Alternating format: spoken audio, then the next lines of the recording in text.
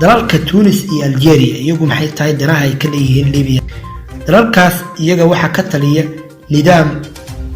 madani ah oo doorasho ku yimid oo qof iyo cod ku yimid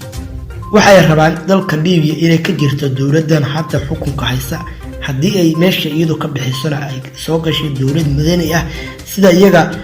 loo soo doortay dad loo soo doortay inay meesha yimaadaan laakiin waxay iyagu ka soo horjeedaan nidaam dictatori ah inuu meesha qabsado Liibiya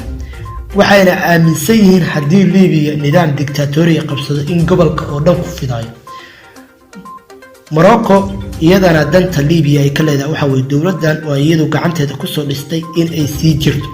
haddii ay taasi meesha ka sii bixisana inay bedesho dawlad ku timi nidaam xisbiye ah yani qof iyo cod ku timi oo ka turjunta danaha dadka Liibiya